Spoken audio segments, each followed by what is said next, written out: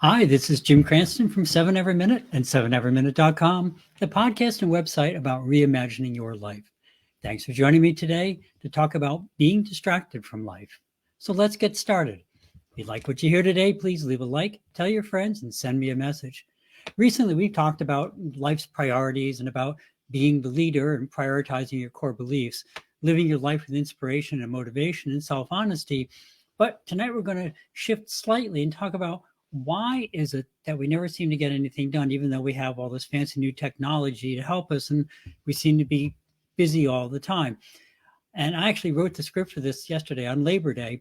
And I actually was pretty busy all day working on various things. But the one thing I noticed more than anything else was that yesterday it was especially easy to focus on the tasks at hand.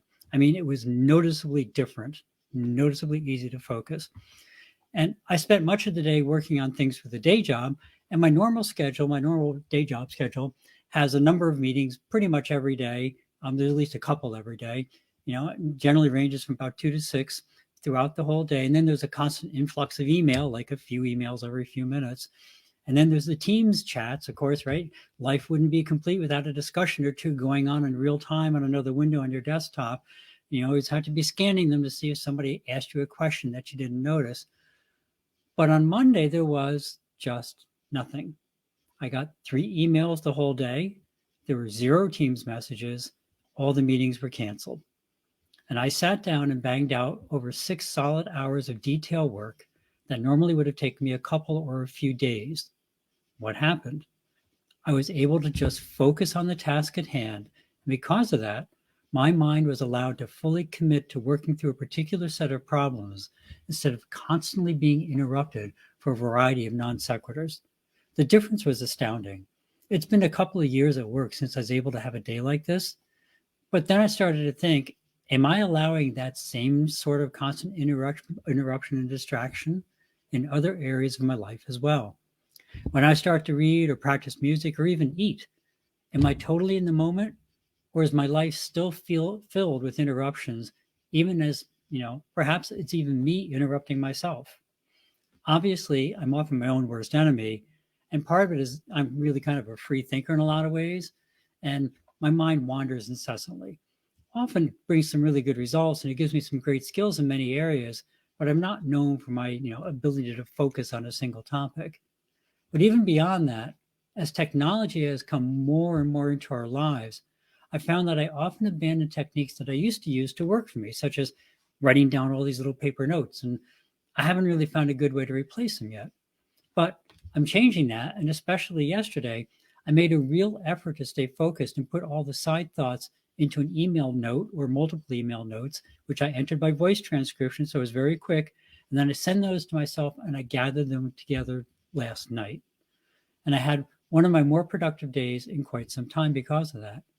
But it also made me realize how my focus on all the important things in life had been kind of slipping away little by little with barely any perceptible notice until it seemed I could get almost nothing done in my life. We've talked about this before, how our modern world was purposely designed to distract us and often for someone else's profit. But a few weeks back, I modified my morning routine and now I just skip over most of my emails in the morning. I mean, just mark them as read and they're done for the day. I still get them because sometimes they have something useful, but if it isn't in the title of the first 1 or 2 lines that I can see on the summary, then it misses. I miss it. I don't read it, and that's that.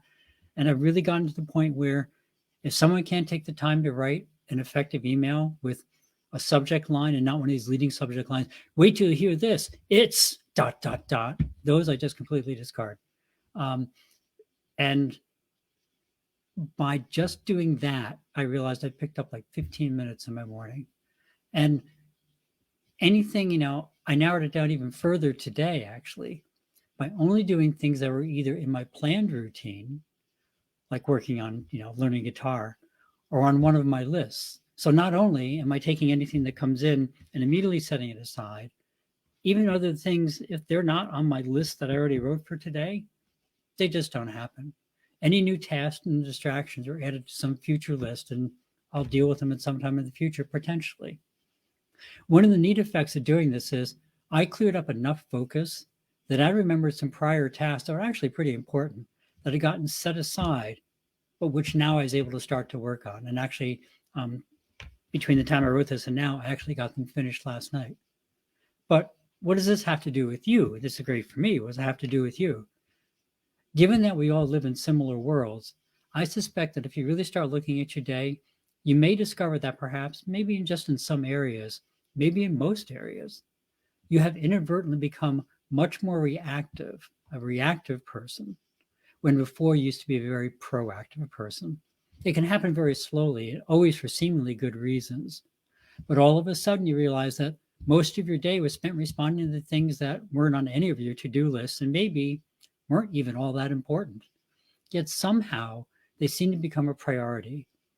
Another change I have is I rarely buy anything, even vitamin refills, until about a week after I first think of it. In that intervening week, I take note of how many times I think of it again. And if I don't have something, did it really affect my ability to get things done? It's amazing how many times something that seemed potentially useful was easily worked around and didn't need to be gotten at all. Or I just decided that the whole chore really wasn't worth the investment at that moment. A great example, I was looking at my lawn. I did a bunch of lawn work this past weekend. It's my natural exercise program. And I thought, boy, I could really use a lawn dethatcher, right? Does my lawn need work? Oh, absolutely. Does it need a $140 machine to do it? Not necessarily. Do I need to do it right this red hot moment? Definitely not. And are there likely to be sales on lawn equipment in another few weeks when summer is definitely gone? Yes. Purchase avoided, not even being considered. I'll look at it in a few weeks. If it's relevant then, we'll decide then. If not, I'll go out and rake it with a rake. But it's all part of the same instant gratification, immediate attention syndrome. And since it's based on real needs, it's easy to let it get out of control. When a little task pops into your consciousness, the very first thought should be, does this have to be done right now? If not, put it into a future time bucket, tonight, tomorrow, this weekend, next month. Write it down, get it out of your head, and get back to the task at hand. If the sale ends tomorrow, but it's something you weren't really that interested in getting, then why even let the thought get a foothold in your mind? You didn't need a matching set of Elvis salt and pepper shakers 3 minutes ago. Who cares if this is the only time they'll be on sale before Christmas? But that's the sort of thing you get all the time. And while that's an obvious example, we're all bombarded daily via email, social media, chats, the news, every which way, with things that are presented as critically important when they're not really important at all. It's kind of back to the mindfulness of living in the moment. But our brain tricks us into thinking that by acting immediately, we are living in the moment. When in reality, the focus of the moment should be what we were already working on. And the distractions is exactly the thing that we should be putting aside, irrespective of all the marketing and advertising pressure that's being applied. So if you've gotten to the point where the days just seem to be flying by, but nothing seems to be getting done, I recommend that you slow down and really look at where some of your time is going. If at all possible, try scheduling a day or two each week with zero distractions, even if it's just for a part of the day, like for a morning or an afternoon, even for an hour. Yes, it's difficult. Yes, you want to talk to whomever's trying to reach you.